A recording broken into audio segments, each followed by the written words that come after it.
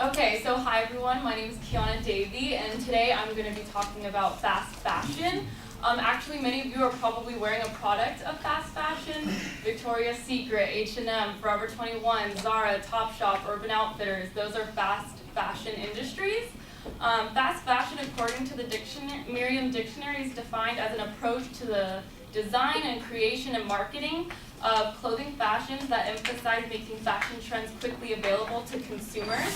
So today my claim to you is that fast fashion is substantially contributing to destroying our planet.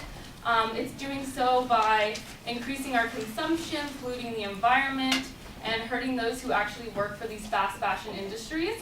So firstly, fast fashion is encouraging our consumption and production. So according to Deborah Drew from the World Resources Institute, the average consumer is purchasing 60% more clothes now compared to the 2000s. And so the main question to this is, what's triggering that and what kind of caused us to all of a sudden start purchasing so many clothes? And fast fashion contributes to that.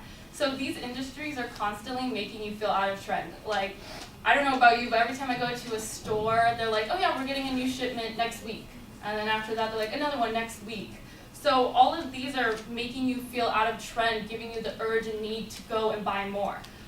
So Shannon Whitehead from Huffington Post claimed that before, in around 2014, there was only 2 seasons. Spring, summer was one launch, and then fall, winter was the second launch.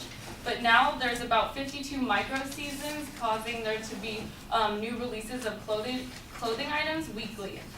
And then since companies are now producing all the clothes at such high volume, they're not taking the time to look at the quality, so your clothes fall apart a lot quicker, causing you to go buy more clothes and giving them more money.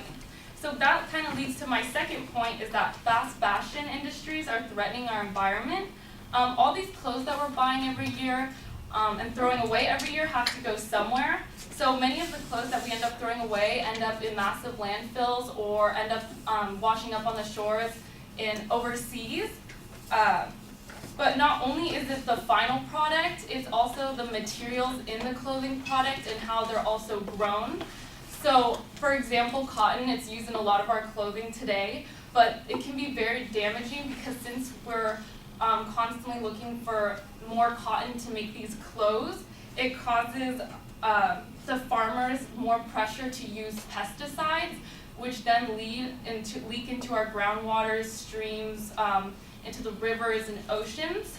And not only that, but many of these fast fashion factories are actually polluting the air as well. So not only is it the water, but the air. So other materials in shirts like nylon and polyester, they create toxic byproducts when being made. So according to Michelle Wallace in her article, production of nylon releases nitrous oxide, which is 300 times more harmful than carbon dioxide to the environment.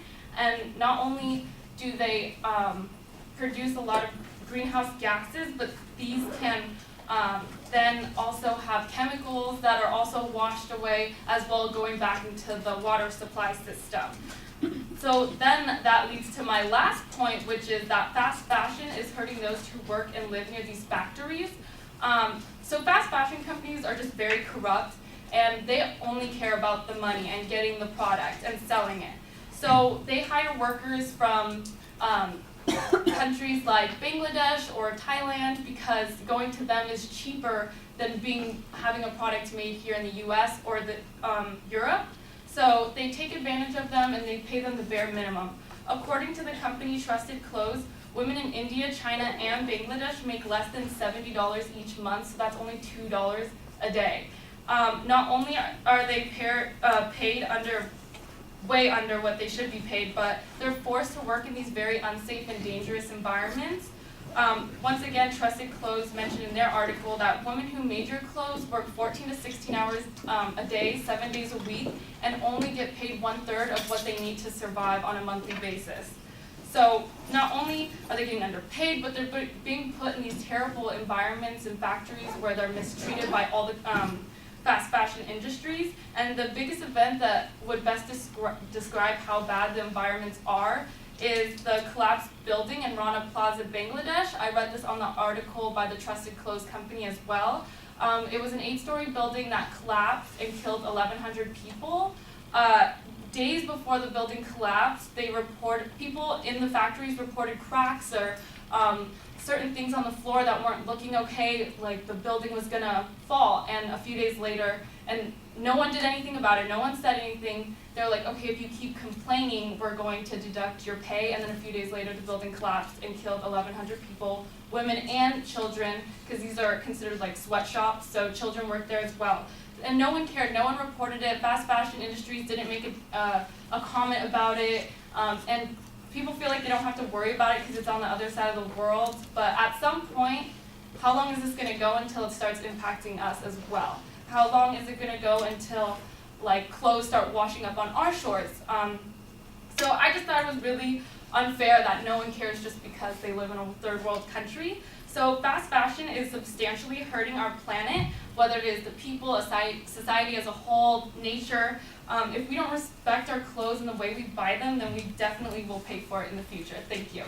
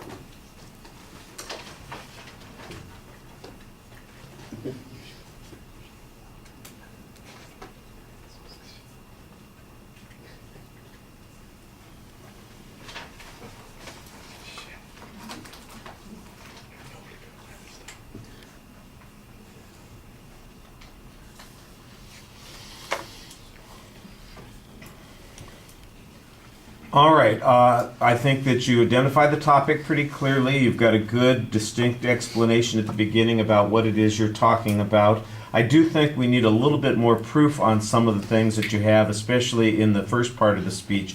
I thought that your argument on the third point was a little bit stronger with evidence that's more particular and quantifiable, and some examples that document what you're talking about in more detail.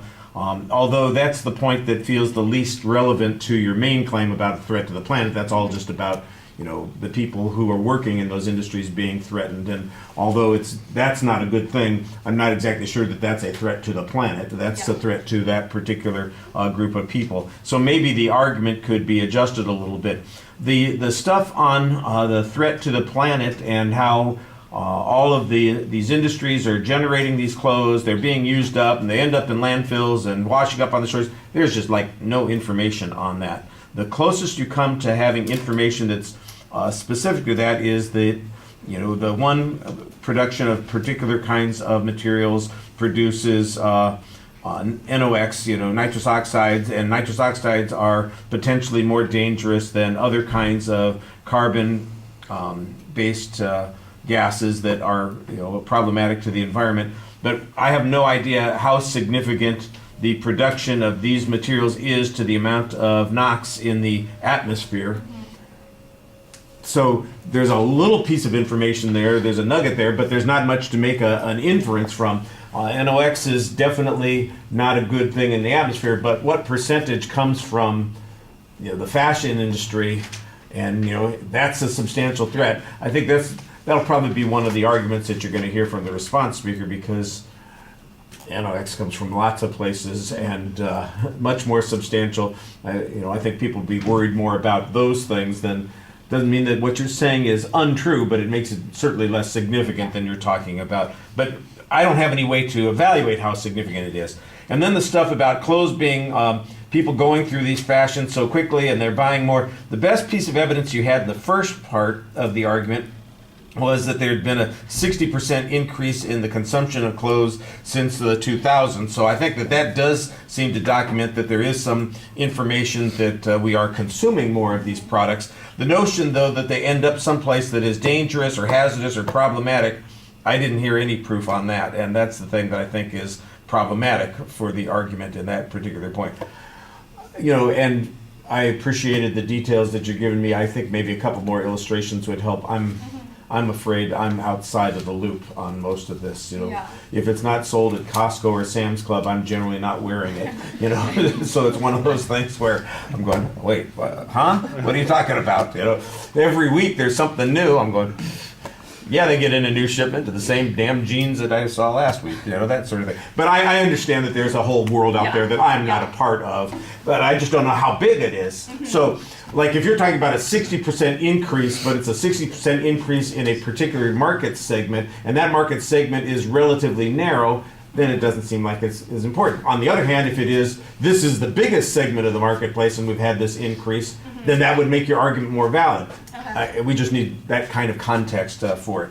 I think it's very nicely presented. I mean, you look at us, you speak pretty passionately, you know what it is you're talking about, so your credibility goes up a great deal because of that. Yeah. But, like I said, when I'm looking for information to support the point, I thought the first 2 points were underdeveloped when it came to the kind of information that you need to make that argument more effective. All right, thank you. Thank you.